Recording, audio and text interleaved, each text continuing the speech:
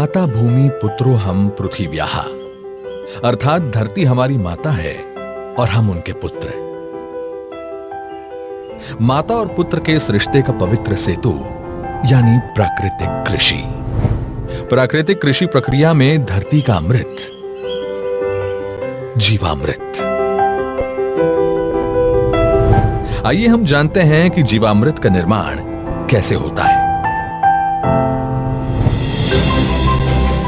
प्रयोगों से पता चला है कि 10 किलोग्राम गोबर के साथ गौमूत्र, गुड़ एवं 2 दले चीजों का आटा या बेसन आदि मिलाकर यदि उसका प्रयोग किया जाए तो चमत्कारिक परिणाम मिलते हैं, जिसका नाम रखा गया जीवामृत। जीवामृत निर्माण के लिए जरूरी सामग्री देखते हैं। 10 किलोग्राम देसी गाय का गोबर, 8 से 10 लीटर देसी गाय का मूत्र, 1.5 से 2 किलोग्राम गुड़, 1.5 से 2 किलोग्राम बेसन, 180 लीटर पानी, मुट्ठी भर पेड़ के नीचे की मिट्टी।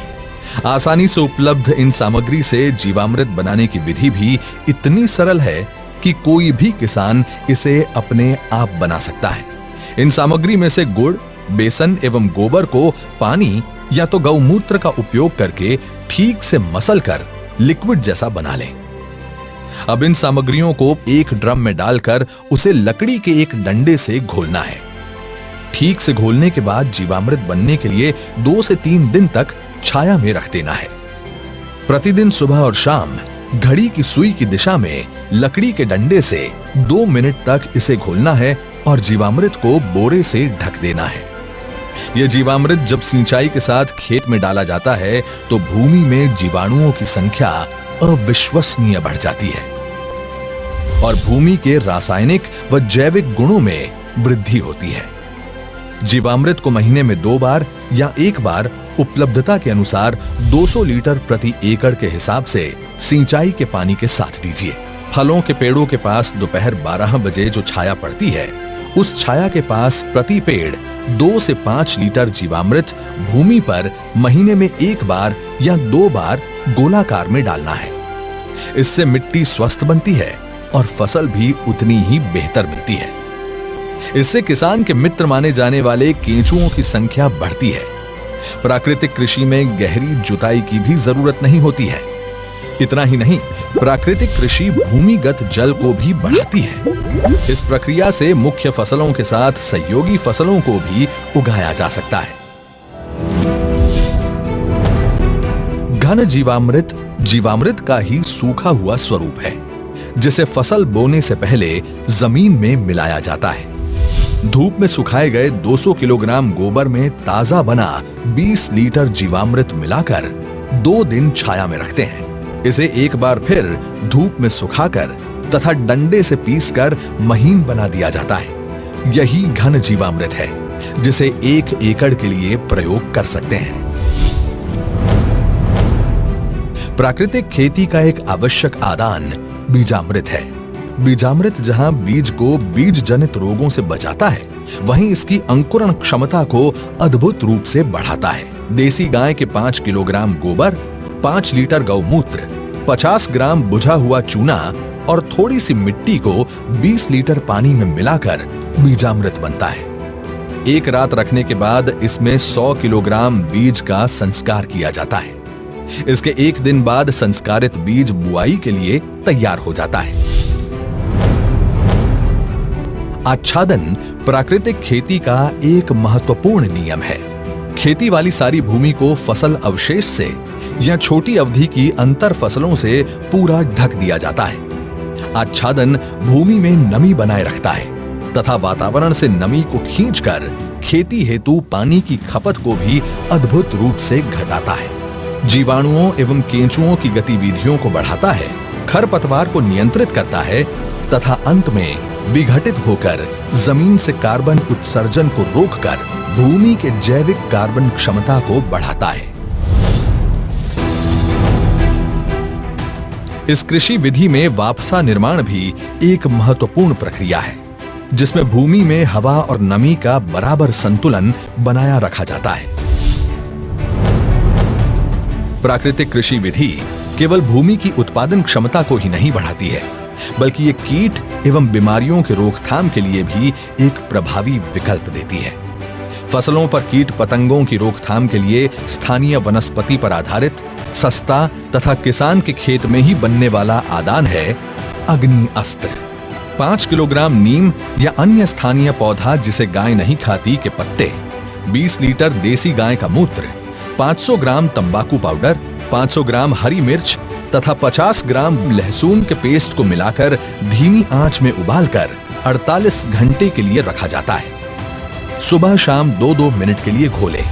इस घोल को 6 लीटर प्रति 200 लीटर पानी में मिलाकर 1 एकड़ में छिड़काव करते हैं। नीमास्त्र, ब्रह्मास्त्र, दशपर्णी अर्क इत्यादि भी कीट पतंगों की रोकथाम के लिए उपयोग में लाए जाते हैं। इसी तरह खट्टी लस्सी, कंडी, सौठास्त्र इत्यादि प्रभावी रूप से विभिन्न बीमारियों के निवारण के लिए प्रयोग में लाए जाते हैं। प्राकृतिक कृषि से देश में नई ऊर्जा का संचार हो रहा है। हमारे पद्म पुरस्कार विजेता सुभाष जी करके हैं महाराष्ट्र के, उन्होंने जीरो बजट खेती का एक विचार विकसित किया है। ये वो प्राकृतिक खेती वाला विषय है।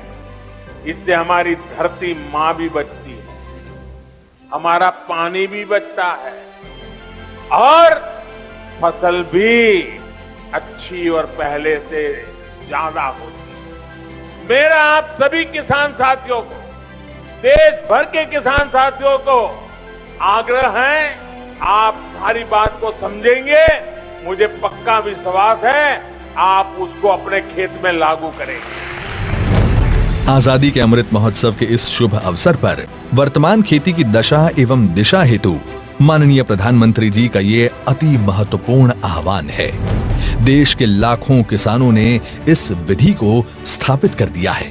गुजरात प्रदेश का डांग जिला तो पूरा ही प्राकृतिक खेती जिला घोषित कर दिया गया है। देश के कई गांव आज इस ओर परिवर्तित हो रहे हैं, क्योंकि इससे किसानों के जीवन में उन्नति आ रही है।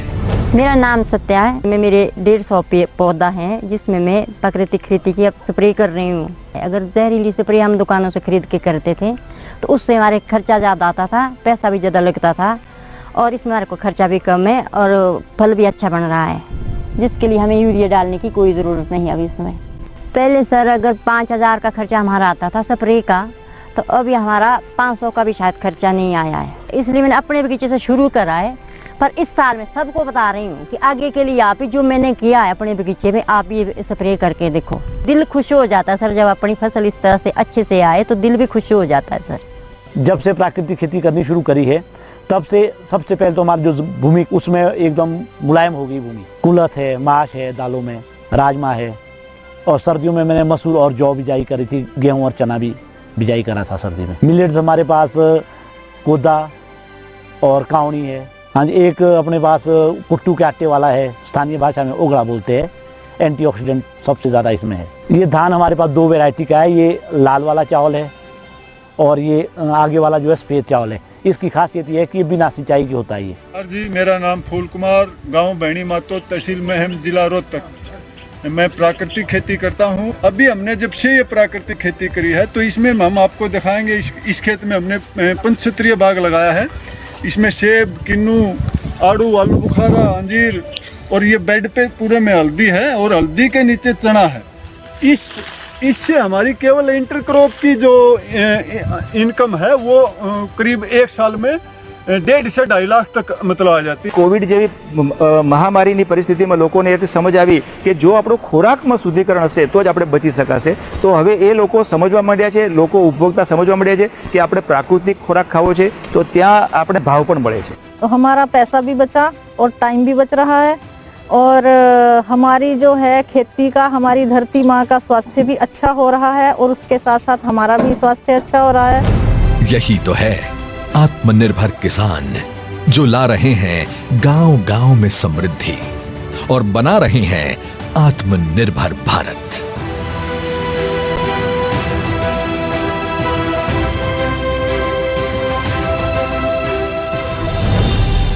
प्राकृतिक कृषि, आत्मनिर्भर भारत के आत्मनिर्भर किसान की खुशी।